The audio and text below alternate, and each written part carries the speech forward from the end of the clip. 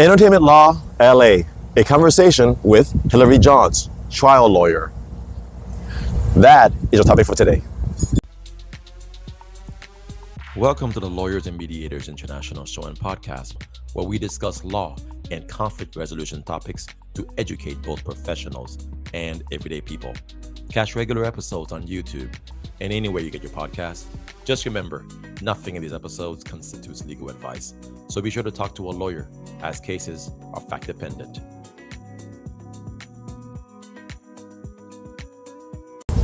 Hi everyone, this is Mac Pierre-Louis, attorney, mediator, and arbitrator, working throughout Florida and Texas. But again, I am not in those states. I am in California, this time interviewing Hillary Johns, entertainment law attorney. She has been practicing law for many years, doing litigation work, and happy to introduce you to her today and have her talk to us about entertainment law and the work she does. Hillary, how are you doing today? I'm great, Mac. Thank you for having me. Yes, thank you so much for coming, and I appreciate this great state and the city, and for having you to have me come into it. Well, I'm really glad to be here. Thank you. Yes, so it's been a lot of traveling, guys, coming to this state just to visit with different attorneys, and so we wanted to take the podcast on the road and just introduce you guys to other lawyers who are not necessarily just in Texas or just in Florida or in some of the other places and countries we've been to. And so this topic is going to turn to entertainment law. Entertainment law is oftentimes the area of law considered to be the sexy part of the law.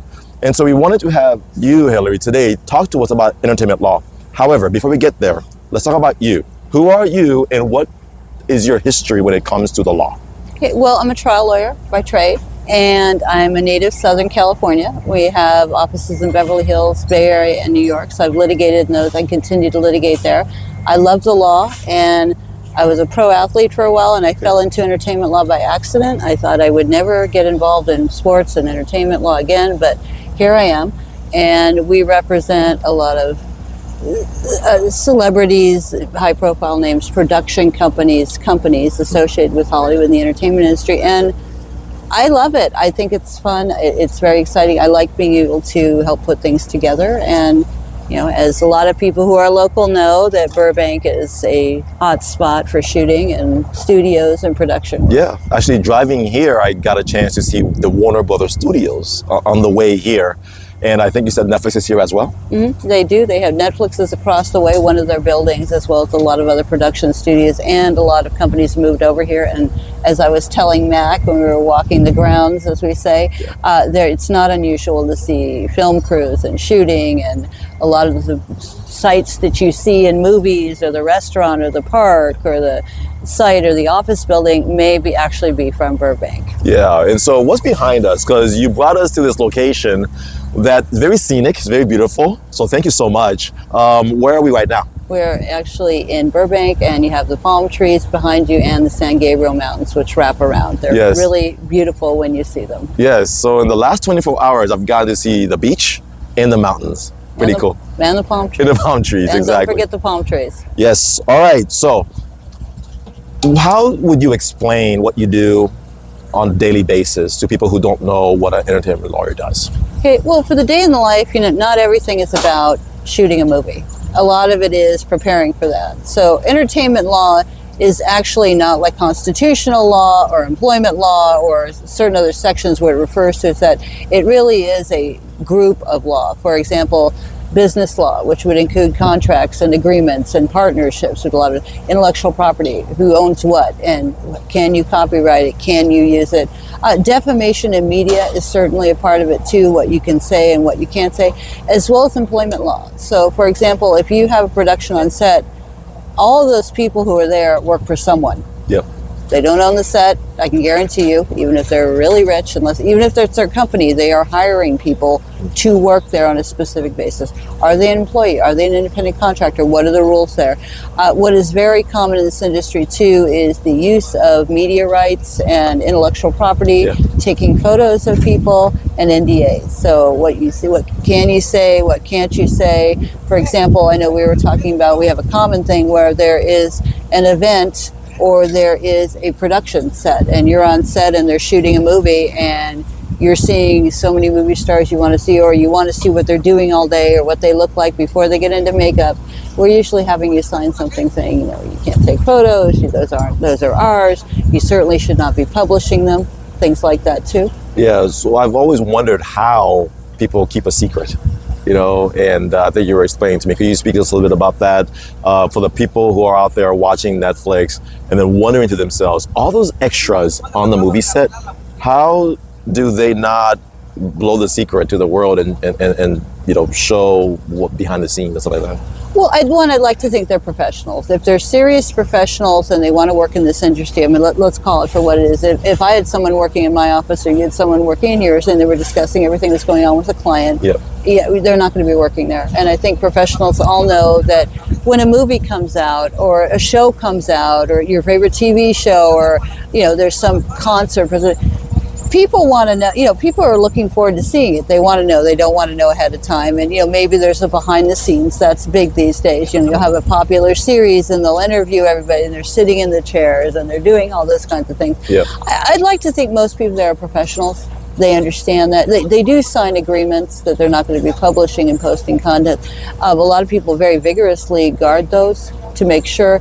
And I think they're careful about the privacy of people who are considered high profile or big names or things like that. Because, I mean, I know that there's people think, oh, well, you have everything. But, you know, these people give up a lot of their privacy, everything they're doing. You know, everybody wants to see them, what they're doing, take photos, things like that. So, I mean, it would be exhausting for me to do that. So I think most studios really take great care to make sure that they're protected and they're not being swarmed by people and, you know, things like that too. And I think everybody's there is working and is making a serious effort. There's probably some, but I think I'd like to think that most people are professionals. Gotcha. Well, let's talk about contracts. I always thought that the most important or the biggest aspect of entertainment law is contracts, negotiating contracts, drafting contracts, and making sure they're enforceable. So what are some of the biggest some of the biggest contractual challenges that you face in this industry? I think there's the evolving area of dispute resolution. So I almost always recommend if there's a problem, go to mediation. Yeah. Before you're eligible for legal fees and things like that, go to mediation. Often these things can be worked out. I think when things get heated and people are upset, you know, they want to say things, they want to go get them, and that's not always the best course of action. And particularly in this day and age where you have, you know, I'm telling clients if they file, I go, you know, it's going to be 2 to 3 years before you get a trial date, at least. Correct. And this is what you're looking at. When I started as a baby lawyer in the 90s, you know, it wasn't like that. You could get a trial pretty fast and things like it just doesn't work that way anymore. And people know that, and it's something the defense will use and they'll use. And, you know, is it really worth litigating? I mean, I think you really have to look at it. It's you're mad now, but in the big picture, you know, people don't always take into account. And if you haven't been there and done that, you don't really know what that means. I think it's important when you have a contract to say what it does do and what it does not do. And some of this is not in writing, but you need to be very clear to your clients. Because I think some clients saying, well, I have an NDA, no one's going to say anything. Well, no, you have the right to comment on workplace conditions, illegal activity. There are whistleblower provisions. You know, there are instances where that can happen. Agreements can be broken. And I think you also need to discuss what kind of relationship you're going to have with this individual or company. Are you there for, you know, 2 weeks, 3 weeks, a month, you know, while the shoot goes on and you're going to be paid a daily rate, and what is that going to cover? Or is this, you know, are you working on one venture together and is this a joint venture or project or a filming, or are you entering into some sort of partnership or agency or fiduciary is a big one. Is this a fiduciary relationship? Because when things don't, and who owns what?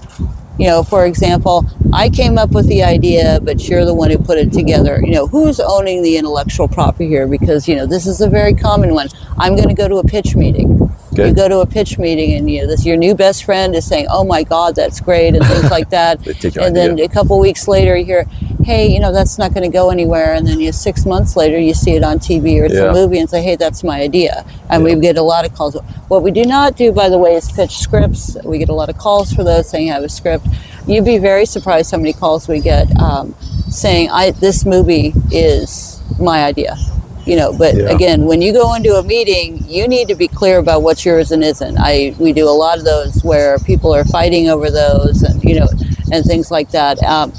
I do think who owns the intellectual property, how the credits are going to be written is something that you need to set forth right away, and you need to make clear if you're not going to do that, because I've had agreements where they're parting ways, or it doesn't even mean they're not on good terms. It literally, sometimes it isn't bad terms. It literally is someone is exploring another opportunity. They've worked on this for a period of time. They want to move on.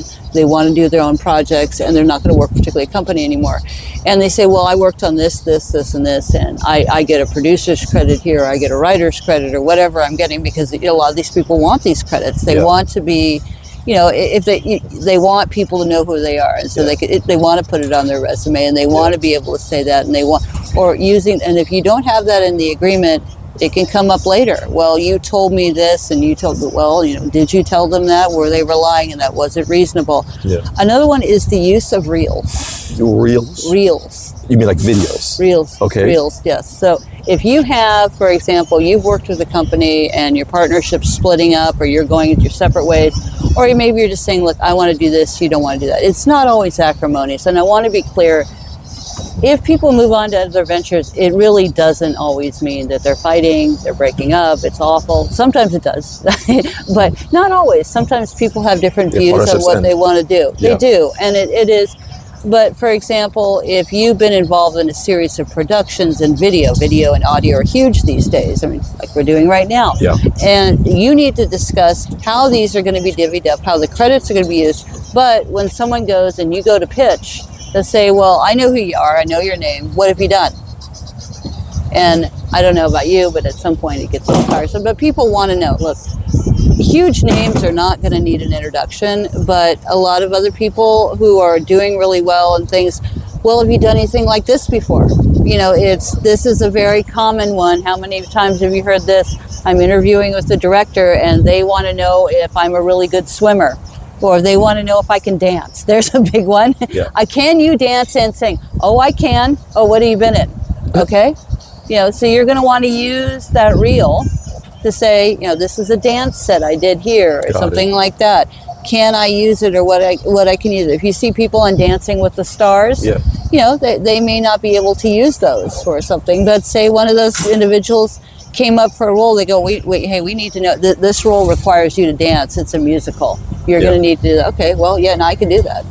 Okay. I can do that. So when you're talking about like the production credits, for example, whenever we finish watching a film, we see the credits. So it just goes to show just how important that is. Yeah. People will put their entire career to get those credits. And so that's why it's so important that contracts be sound to make sure that they're going to have the opportunity to be listed, because that's going to be what builds up your future, right? They are, and a lot of them, like for example, a music video, which we also discussed there too. Mm-hmm. Often when you have a music video, say such and such had an uncredited role, or they started in a such and such video. I mean, you see a lot of these big stars who can dance or act, they're extras, or they're in a video, or things like that. So that is a big deal to be in a video. Yeah. It really is. And it's a lot of people see them, they have an uncredited role in this, or you'll see someone's resume, you pull them up on Wikipedia or wherever they are, and they have an uncredited part in there too. I saw a movie, it was I was watching Halloween movies last thing, and I looked at him and it was Dana Carvey, the comedian, and he was like the film shoot guy,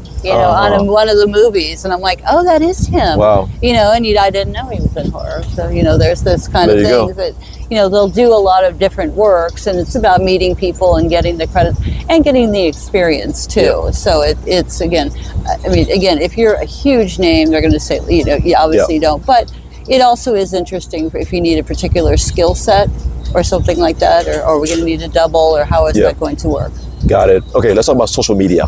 Social media has changed all our lives, okay? Even this video is going to be on social media, right? Because we want to promote it. We want people to click on it. So when it comes to perspectives from an entertainment lawyer like yourself, what tips might you give content creators who spend so much of their effort and energy trying to create social media content for the masses to consume? What are some of your tips? I think one, make sure it is your content. Yeah. Make sure that you're using your own content. I know there's a tendency when people get into content, they'll cut clips from a movie or things like that. You may not be able to do that. If you have a show, we've had matters where, for example, clients will put on a live show and it is filmed.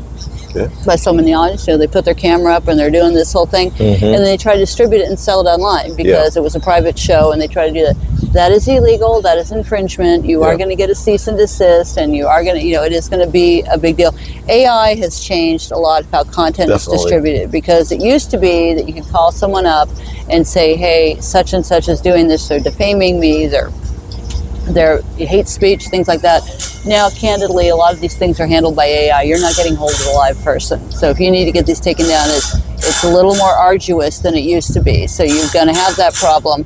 I do think you need to be very, very careful about what you post. And I think you need to think very seriously about your content, because we hear this from big stars, we hear this from people just starting out, we hear this from people who never made it, or it was very common. A lot of people I know have met decide, after a few years, I liked acting, but I don't want to do it all the time. I don't want to do production all the time. I'll do it once in a while, but it's not what I want to spend my life doing, which is totally fine. I get it. It's a tough job. Yep. And it really is. These people work. I don't think people fully understand the finished product is the result of so much work. All of these people doing this work. It's not they show up after lunch and go, okay, there's really a lot that goes into it. So you need to be careful about your content and what you're saying. And again, it's not just what you're saying now, because when I was a kid, I thank God there wasn't social media, but if there was, and I mean that, but there are times that you're going to say or do things you're like, oh my God, I just, everybody does, without exception. Anybody over the age of 20 has done something they wish, oh dear God, I don't. But it's online, and if you're saying something, we're getting a lot of this right now in this current environment. We've had it in other environments where people say things and they realize later, oh dear God, I shouldn't have said that. Yeah. Or maybe I attacked a person and I didn't know all the facts. And again, I tell clients this, I tell everybody this, discretion is the better part of valor. Yeah. Okay, it really, really is. I agree with that. And if you don't know if you should say it, then don't say it. Okay, just don't do it. And if you put it on social media, you better be prepared when you're 80, 90, 100, they're going to come up with this clip and this was you, right? We've all heard the story. They come up with these photos, I was watching a series on Netflix, really good, The Warrior, and I was watching it, and one of the themes in the movie is that one of the bad guys was a Confederate soldier, and he was out in California, that kind of thing. And there was a photo of him, posed. He had a beard, he looked different, but it was him. Yeah. And, again, if you're out doing these things, I would just caution people when they're going on and, hating on someone or doing these things. It's really probably not a good look for you anyway. Or maybe privately discussed with a few people that you or trusted friends, or maybe a therapist or someone else, but you need to understand that that's out there. No, I so appreciate you saying this, because I'm always saying, I don't want to date myself, it's just that why are young people putting so much of their private lives out there in the flow of the internet, where anybody can then take it and repurpose it? Okay, it doesn't make any sense to me.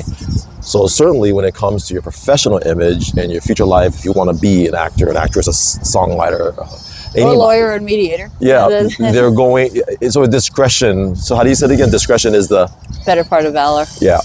So not my words, it's a quote, but yeah. Yes. No, but I appreciate it. But that's good advice. Not legal advice, of course, on this show, but it's good advice for people to take heed of. All right, let's talk about conflict resolution. Does it happen in your work, and how often? You kind of alluded to mediation earlier. It does. It happens more often than not. I mean, people could be having financial difficulties, a substance abuse problem, a mental health problem. Life happens. A person goes through a tough time. They go through they get a divorce, they have kids, they have different priorities. When things don't work out, it doesn't always mean that someone's the bad guy. And I think what it does mean, though, is, there are promises, you did this, you did that. You need to have, get a lawyer promptly. I would advise you, because what happens is these people make these agreements and they make these deals and you can't do that. Or they say, I want this and this and this, and they're mad and they're putting things in writing. And I'm like, oh God. And so you're sitting there saying, look, this is all evidence. Oh, I didn't mean it that way. Okay. Think about what you're saying, what your legal rights are. If you don't understand them, a lot of these things surprisingly can be worked out.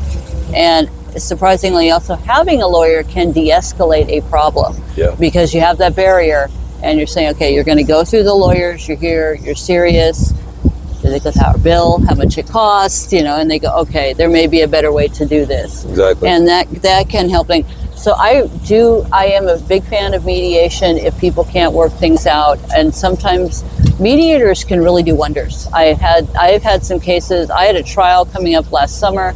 I thought for sure it was going to trial. There was just no way. And a judge mediated in LA, and he did. I really think if it hadn't been that judge, I don't think it would have settled. But he did such a good job. I mean, he really did. The unsettled case that had gone on for 10 or 12 years in suits, it settled. Even the client was surprised, and they got a good deal. And these things happen a lot, and it's, there's the stress of a trial, there's the cost of a trial that you could not win. I mean, things happen in trial. When you're in trial, it's not about what happened, it's what you can prove and what comes up. And I think moving on with your life sometimes, it's hard. I think there's a tendency for you to say, no, you want to bludgeon the person. I want everybody to know what the bad guy is. And I want the judge to say to the jury, and you have to say, look, a reality check. The judge, I've had it happen, you may have had it happen, where a judge will sit there and go, hey, I'm disgusted. That doesn't happen very often. Usually what happens is they have very full dockets. I was watching an MCLE last year, and a very well-respected judge got into private judging, and he said he had the most cases on his docket, about 700 cases. And then he said now all judges are over 1,000 likely. Yeah. So you're one of many. The judge is not going to take it personally. Their bailiff or not, they may take it personally if he caused a stir in the courtroom and thorn in their side, so to speak, which is my job. But sometimes, but they're not going to do that. They're not going to be chastised like a school child. They're not going to be yelled at and shamed. That's not very likely not going to happen. It does, and you see it in the movies, and sometimes those are true. You get these huge verdicts. I mean, you've seen these things, or these unbelievable results. The O.J. Simpson trial is one that they had that, they're following Harvey Weinstein and Bill Cosby. There's P. Diddy. And you have these other kids. Johnson & Johnson has been sued several times, or these just mammoth verdicts. They happen. I'm not saying they don't. But most everyday cases, when you're in a fight with someone, and I'm not saying it's not important, you shouldn't have your day in court. That's what makes this country great. It really does. We are so different from any other state, any other country, that we have trial by jury. And I think it's even more important. As every year it goes by, it is more important to have trial by jury and that right. But I'm going to tell you, not everyone's going to make the evening news. You're not going to be all over the Hollywood Reporter, and they may not. And do you really want that? I mean, if you're thinking about your professional career, and a lot of our clients do, a lot of clients we want this handled privately. If someone's done something really wrong, obviously do. But, having this splashy, headline-y thing, I mean, the big one in the news now is the Blake Lively lawsuit, which is, I don't know what went on, but, if true, these allegations are awful. And again, but you're proving that, is going to be tried in part in the media, or presented to the media. But again, not every matter is like that. Again, some cases need to be handled that way, and that is the way to do it, and that is the way to go. Other ones don't. And you need to think about, well, what is this? People have different views, and again, you've seen it with generations and kids and things like that. Oh, I did that piece the other day. God, I wish I hadn't done that. You need to really think about it. I'm not saying it to deter you. I think everybody who should have their right to trial by jury, and there are good lawyers out there. LA, Houston, Dallas. I'm a big fan of Texas, by the way, and Florida. I am. And it's, but they have jury systems full of good lawyers. LA, this city, is full of good lawyers. There are thousands of them. I know there's some big names and well-known names and prominent people. A lot of lawyers are really good. Yeah, well, one of the lawyers I've spoken to recently told me that you are a fearless attorney. That's how they would describe you. Oh, that's nice of him. I bet I know who it is. I bet I know who it is, and I talked to him after your podcast, and he really enjoyed meeting you. Awesome. Yes. And for those who are wondering, one of the reasons we chose Burbank today is it's between the Palisades and the Eden fire. Yeah. Let's talk about that. So how did the fires impact you personally? And I just wanted people to know out there, for the rest of the world, these recent fires really devastated this area and affected a lot of people, rich, poor, everybody in between. And so our hearts go out to you. I'm so thankful that it's, rain's back now and the fires seem to have died down. But give us your take, your impression on it all. It was really scary. We had, it's windy today. We have what's called the Santa Ana winds. I actually went out to work out in the evening and was fighting the winds, and they came up. And these winds were, if you can see these palm trees right here, these palm trees bent over at a 90-degree angle outside my place where we live. I have a place in the mountains. Fortunately, it didn't burn. Yeah. I was on, I think, a 96-hour evacuation notice. Friends came over, which were so nice of them, and went to non-burn areas. Where I lived, it was likely not going to burn, but you never know. There were 7 fires that came up within 3 days. You had the Palisades and the Eaton fire, which my friend is working on, but you also had these smaller fires that are burning thousands of acres. The air quality where I live was actually okay. That was another matter that we were thinking about. It's okay, we don't burn, but the air is terrible. It's not healthy. God knows what's in there, and then they have this thing with lithium. So it was very scary. And then you had many friends who were getting texts, their homes had burned down. Yep. They lost everything, and you're getting just, and the clients were calling, and, things like that. I have staff some of them live very close to both fires. So it was very scary. Then you had the news, and then you had the red Eric and people fighting, and I had people calling going, why wasn't the reservoir in Palisades fill? I'm like, and I'm on high alert, very little sleep with my bags packed, and people coming over to get things from me to say, I don't think it's going to burn here. Do you want us to take your stuff? Yes, please take it. Everybody in the parking where I live had, my neighborhood had their cars parked, and they had evacuees coming. So you have these people. I remember one time I felt so badly. There was kids, and some kids, one had a tank top on and something else. One was sitting crying. They were high school kids. They've been displaced. You have people who are just in shock. You have people who are wanting to get back in their homes, and then you have people who are in evacuation areas that their homes didn't burn, but it wasn't safe to go back because there was looting. There were open gas lines, open water lines, and open electricity lines. That's crazy. And then I was seeing photos of, I have, friends and colleagues who are firefighters who I'm thinking about because I know they're there fighting the fires. So it was very scary, and I wasn't burned. I was extremely fortunate. There were fires up in the mountains. My place didn't burn up there this summer. It didn't burn this time. But, a lot of people weren't. And what was really heartening is to see all these people from across the states and, excuse me, it's a little, and to see all these people calling, and, my staff and everybody, I gave some of the day off, they were helping people get insurance forms and, getting clothing together, and, there were people outside, getting water, and just when people were coming in, making sure they had food, and do you need anything, because everybody was sort of certainly we can use this video to share more information. So you definitely, you and your staff, to give me any information you have. We'll publish it on the description, the show notes, so people can find out what else they can do to help themselves. Marty Kaufman is a colleague of mine. He's got some good research. The Beverly Hills Bar Association has several MCLs. They are free to the public. I know they had one about natural disasters and insurance, what you can do, and they are all free to the public. There's several places you can volunteer, you can donate. The Pasadena Humane Society for Animals really has done an amazing job. A lot of organizations, but what they're doing. So everybody's contributed to the relief effort, and regardless of what you think of our government is, right, we all are Americans. California is a great state. So I'm very proud of everybody here, the way they pulled together, and people got back to work right away. People lost jobs, but people stepped up. Yes, well, thank you so much for that, and I hope only the best for your state and for you guys to recover from this. It happened mainly in the LA area, right? It didn't happen in other parts of the state. Well, they had Ventura, and then they had, which is north of us, so that's Santa Barbara. That's most people know Santa Barbara. It's very famous. And then where I'm from, San Diego, also had several fires too. They had the canyons, the brush. They had an Otay. Otay is on the border.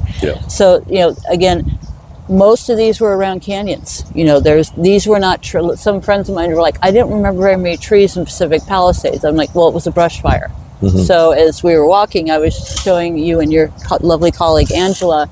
We're walking by some California pines. Everybody knows those. They're not like this, but they drop needles, and so you can have a stack of needles like this in a few days, if the wind comes up, it's all dry kindling. And so if you get fires in there, things like that, it just goes up and it spreads. Yeah, well, we have to find a way to make this stop once and for all, because this is devastating the state and it's devastating lives, you know, and children in tank tops, you know, crying because they're out of school and lost their home is not something that should be happening in America. No, so it's not. Totally with you. Yeah. But okay, so we're gonna wrap it up, guys. So thank you, Hillary Johns, Oh, you're so welcome. trial attorney. I thank you so much for coming on the podcast today and for just you know, being a host, you know, for me to come into the state, and looking more forward to talking not just to you but other people who might have other educational information to give out there to the public. And out of my podcast, guys, you know where we are: YouTube channel, Spotify, Apple Podcasts, and Amazon Music. So everybody, until next time, it's Mac Lee signing off. Take care, everybody. Thank you.